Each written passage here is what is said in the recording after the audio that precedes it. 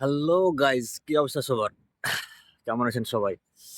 আমি অনেক দিন পর ভিডিও নিয়ে আসলাম আজকে। প্রায় ২ মান্থ। আ এর মধ্যে অনেক কিছু ঘটে গেছে।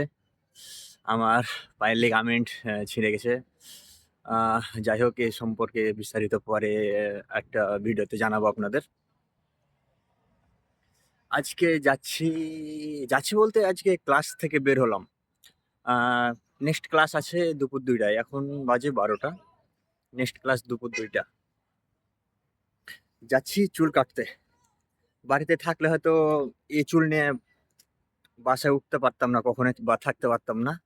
এর আগেও ২ বার বের হতে হয়েছে। আমার আব্বু-আম্মু পছন্দ করে না আমার চুল বড় বা এমন টাইপের। উনারা সবসময় আমার চুল ছোট করে রাখতেন। এটা ছোট থেকে আমি দেখে আসছি এবং আমি সামনে তো ঈদ, বাসায় যেতে পারি। ছুটির জন্য দরখাস্ত করা হয়েছে ইউনিভার্সিটিতে। এখন অ্যাপ্রুভ হলে দেশে যাব। তাই চুল কাটাটা অবশ্যই জরুরি। তা না হলে আমি বাড়িতে ঢুকতে পারব না। আমাকে এরকম অনেকবার এরকম হইতে হয়েছে। আমি চুল কেটেছি একটু জাস্ট বেশি না, জাস্ট একটু স্টাইলিশ। তাই আমাকে ঢুকতে দেয়নি। এমনও হয়েছে আমার বেলও করা লেগেছে মাথার। তো চলেন ঘুরে আসি।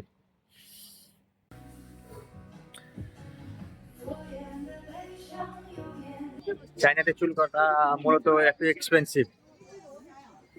আমার এই চুল কাটতে 28 ইউয়ান খরচ হলো। যা বাংলাদেশী টাকায় প্রায় ৳৫০০। আর এটা এখানে প্রায় লো প্রাইস বলা যেতে পারে চুল কাটার জন্য। ১ম এ আ ওয়াশ করলো, চুল কাটলো, আবার ওয়াশ করলো। এই তো পুরা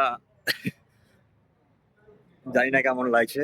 আর এদের চুল কাটা আমার পছন্দ না। তাই নিজে কাটার চেষ্টা করি মাঝে মধ্যে। এখন জানি না বাড়িতে এভাবে গেলে কি অবস্থা হবে।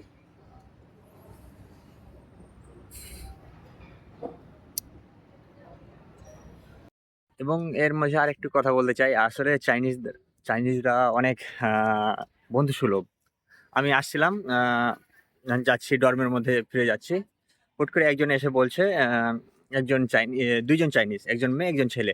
ওরা হয়তো ফরেনার দেখে আমাকে দেখে এক কথায় আসলো আমার কাছে এবং বলছিল যে, "ভাই ব্রো তোমার সাথে কিছু পিকচার এবং তোমাকে এটা আমি গিফট করতে চাই। আমি তোমাকে এটা গিফট করতে চাই। তুমি কি আমাকে কিছু গিফট করবে?"